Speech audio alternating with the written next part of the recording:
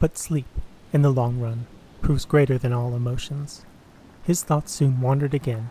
He lay there, warm as toast, exceedingly weary, the night soothed and comforted, blunting the edges of memory and alarm. Half an hour later he was oblivious of everything in the outer world about him. Yet sleep, in this case, was his great enemy, concealing all approaches, smothering the warning of his nerves, as, sometimes, in a nightmare, events crowd upon each other's heels with a conviction of dreadfulest reality. Yet some inconsistent detail accused the whole display of incompleteness and disguise, so the events that now followed, though they actually happened, persuaded the mind somehow that the detail which could explain them had been overlooked in confusion, and that therefore they were but partly true, the rest delusion. At the back of the sleeper's mind, something remains awake, ready to let slip the judgment.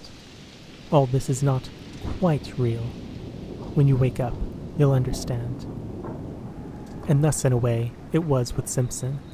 The events, not wholly inexplicable or incredible in themselves, yet remain for the man who saw and heard them a sequence of separate facts of cold horror, because the little piece that might have made the puzzle clear lay concealed or overlooked.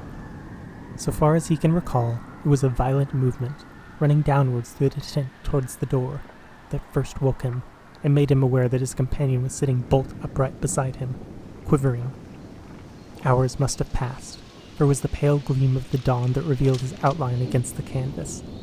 This time the man was not crying. He was quaking like a leaf.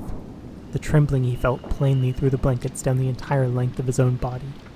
Defago had huddled down against him for protection, shrinking away from something that had apparently concealed itself near the door flaps of the little tent. Simpson thereupon called out in a loud voice some question or other. In the first bewilderment of waking, he does not remember exactly what, and the man made no reply. The atmosphere and feeling of true nightmare lay horribly about him, making movement and speech both difficult. At first, indeed, he was not sure where he was, whether in one of the earlier camps, or at home in the bed at Aberdeen. The sense of confusion was very troubling. And next, almost simultaneous with his waking, it seemed, the profound stillness of the dawn outside was shattered by a most uncommon sound. It came without warning or audible approach, and it was unspeakably dreadful. It was a voice, Simpson declares, possibly a human voice, hoarse yet plaintive, a soft, roaring voice close outside the tent, overhead rather than upon the ground, of immense volume, while in some strange way penetratingly and seductively sweet. It rang out, too, in 3 separate and distinctive notes, or cries, that bore in some odd fashion a resemblance, far-fetched yet recognizable to the name of the guide. Defago. The student admits he is unable to describe it quite intelligently, for it was unlike any sound he had ever heard in his life, and combined a blending of such contrary qualities. A sort of windy, crying voice, he calls it, as of something lonely and untamed, wild and of abominable power. And even before it ceased, dropping back into the great gulfs of silence, the guide beside him had sprung to his feet with an answering though unintelligible cry. He blundered against the tent pole with violence, shaking the whole structure, spreading his arms out frantically for more room, and kicking his legs impetuously free of the clinging blankets. For a second, perhaps 2, he stood upright by the door, his outline dark against the pallor of the dawn. Then, with a furious, rushing speed, before his companion could move a hand to stop him, he shot with a plunge through the flaps of the canvas, and was gone. And as he went, so astonishingly fast that the voice could actually be heard dying in the distance, he called aloud in tones of anguished terror, that at the same time held something strangely like the frenzied exultation of delight. Oh, oh, my feet of fire, my burning feet of fire. Oh, oh, the height and fiery speed. And then the distance quickly buried it, and the deep silence of the very early morning descended upon the forest as before. It had all come about with such rapidity that, for the evidence of the empty bed beside him, Simpson could almost have believed it had been a memory of a nightmare carried over from sleep. He still felt the warm pressure of that vanished body against his side. There lay the twisted blankets in a heap. The very tent yet trembled with the vehemence of the impetuous departure. The strange words rang in his ears, as though he had still heard them in the distance. wild language of a suddenly stricken mind. Moreover, it was not only the senses of sight and hearing that reported uncommon things to his brain, for even while the man cried and ran, he had become aware that a strange perfume, faint yet pungent, pervaded the interior of the tent. And it was at this point, it seems, brought to himself by the consciousness that his nostrils were taking this distressing odor down into his throat, that he found his courage, sprang quickly to his feet, and went out. The grey light of dawn that dropped, cold and glimmering, between the trees revealed the scene tolerably well. There stood the tent beside him, soaked with dew, the dark ashes of fire still warm, the lake, white beneath a coating of mist, the islands rising darkly out of it, like objects packed in wool, and patches of snow beyond among the clearer spaces of the bush, everything cold, still, waiting for the sun. But nowhere a sign of the vanished guide. Still, doubtless, flying at frantic speed through the frozen woods. There was not even the sound of disappearing footsteps, nor the echoes of the dying voice. He had gone. Utterly. There was nothing but the sense of his recent presence, so strongly left behind about the camp, and this penetrating, all-pervading odor. Yet even this was now rapidly disappearing in its turn. In spite of his exceeding mental perturbation, Simpson struggled hard to detect its nature and define it. But the ascertaining of an elusive scent, not recognized subconsciously and at once, is a very subtle operation of the mind, and he failed. It was gone before he could properly seize or name it. Approximate description, even, seems to have been difficult, for it was unlike any smell he knew. Acrid, rather, not unlike the odor of a lion, he thinks, yet softer and not wholly unpleasing, with something almost sweet in it, that reminded him of the scent of decaying garden leaves, earth, and the myriad, nameless perfumes that make up the odor of the big forest. Yet, the odor of lions is the phrase with which he usually sums it all up. Then it was wholly gone, and he found himself standing by the ashes of the fire in a state of amazement and stupid terror that left him the helpless prey of anything that chose to happen.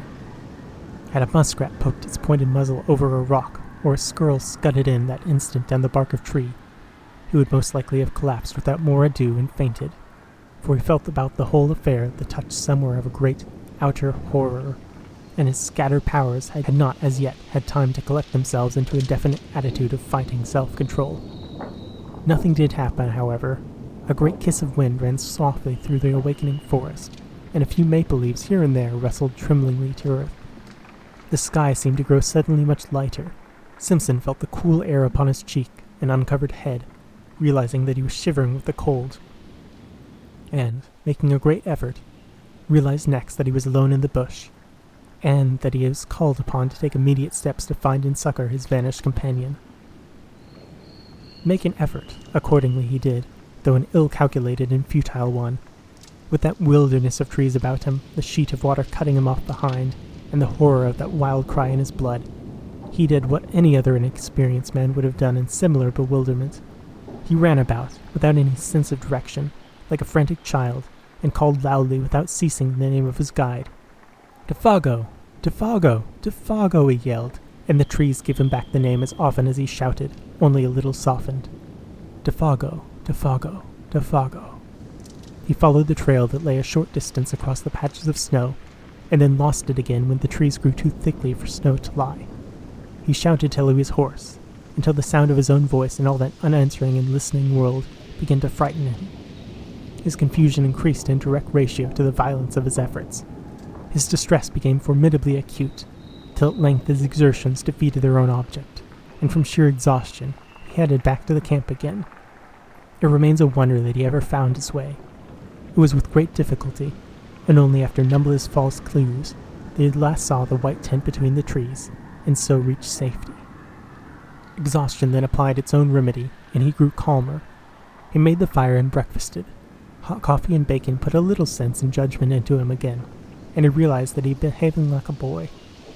He now made another, and more successful attempt to face the situation collectedly, and, a nature naturally plucky coming to his assistance, he decided that he must first make as thorough a search as possible, failing success in which he must find his way to the home camp as best he could and bring help. And this was what he did. Taking food, matches, and rifle with him, and a small axe to blaze the trees again his return journey, he set forth. It was 8 o'clock when he started, the sun shining over the tops of the trees in a sky without clouds. Pinned to a stake by the fire, he left a note in case Defago returned while he was away. This time, according to a careful plan, he took a new direction, intending to make a wide sweep that must sooner or later cut into the indications of the guide's trail. And, before he had gone a quarter of a mile, he came across the tracks of a large animal in the snow, and beside it the light and smaller tracks of what were beyond question human feet, the feet of Defago. The relief he at once experienced was natural, though brief, for at first sight he saw in those tracks a simple explanation of the whole matter. The big marks had surely been left by a bull moose that, wind against it, had blundered upon the camp and uttered its singular cry of warning and alarm the moment its mistake was apparent. Defago, in whom the hunting instinct was developed to the point of uncanny perfection, had scented the brute coming down the wind hours before. His excitement and disappearance were due, of course, to his. Then the impossible explanation at which he grasped faded, a common sense showing him mercilessly that none of that was true. No guide, much less a guide like Defago, could have acted in so irrational a way, going off even without his rifle. The whole affair demanded a far more complicated elucidation when he remembered the details of it all. The cry of terror, the amazing language, the grey face of horror when his nostrils first caught the new odor, that muffled sobbing in the darkness, and, for this too now came back to him dimly, the man's original aversion for this particular bit of country. Besides, now that he examined them closer, these were not the tracks of a bull moose at all. Hank had explained to him the outline of the bull's hooves, of a cow, or calf's, too, for that matter. He had drawn them clearly on a strip of birch bark, and these were wholly different. They were big, round, ample, and with no pointed outline as of sharp hooves. He wondered for a moment whether bear tracks were like that. There were no other animals he could think of, for caribou did not come so far south at this season, and even if they did, they would leave hoof marks. They were ominous signs, these mysterious writings left in the snow by the unknown creature that had lured a human being away from safety. And when he coupled them in his imagination with the haunting sound that broke the stillness of the dawn, a momentary dizziness shook his mind, distressing him again beyond belief. He felt the threatening aspect of it all, and, stooping down to examine the marks more closely, he caught a faint whiff of the sweet yet pungent odor that made him instantly straighten up again, fighting a sensation almost of nausea. Then his memory played him another evil trick. He suddenly recalled those uncovered feet projecting beyond the edge of the tent, and the body's appearance of having been dragged towards the opening, the man shrinking from something by the door when he woke later. The details now beat against his trembling mind with concerted attack. They seemed to gather in those deep spaces of the silent forest about him, where the host of trees stood waiting, listening, watching to see what he would do. The woods were closing round him. With the persistence of true pluck, however, Simpson went forward, following the tracks as best he could, smothering these ugly emotions that sought to weaken his will. He blazed innumerable trees as he went, ever fearful of being unable to find the way back, and calling aloud at intervals of a few seconds the name of the guide. The dull tapping of the axe upon the massive trunks, and the unnatural accents of his own voice, became at length sounds that he even dreaded to make, dreaded to hear, for they drew attention without ceasing to his presence and exact whereabouts. If it was really the case that something was hunting him down in the same way that he was hunting down another. With a strong effort, he crushed the thought of the instant it rose. It was the beginning, he realized, of a bewilderment utterly diabolical in kind that would speedily destroy him. Although the snow was not continuous, lying merely in shallow flurries over the more open spaces, he found no difficulty in following the tracks for the first few miles. They went straight as a ruled line where the trees permitted. The stride soon began to increase in length, till it finally assumed proportions that seemed absolutely impossible for any ordinary animal to have made. Like huge flying leaps they became. One of these measured, and though he knew the stretch of 18 feet must be somehow wrong, he was at a complete loss to understand why he found no signs on the snow between the extreme points. But what perplexed him even more, making him feel his vision had gone utterly awry, was that Defago's stride increased in the same manner, and finally covered the same incredible distances. It looked as if the great beast had lifted him with it and carried him across these astonishing intervals. Simpson, who was much longer of the limb, found that he could not compass even half the stretch by taking a running jump.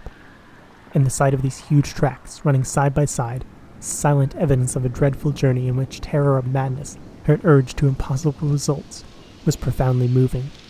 It shocked him in the secret depths of his soul. It was the most horrible thing his eyes had ever looked upon. He began to follow them mechanically, absent-mindedly almost, ever peering over his shoulder to see if he, too, were being followed by something with a gigantic tread.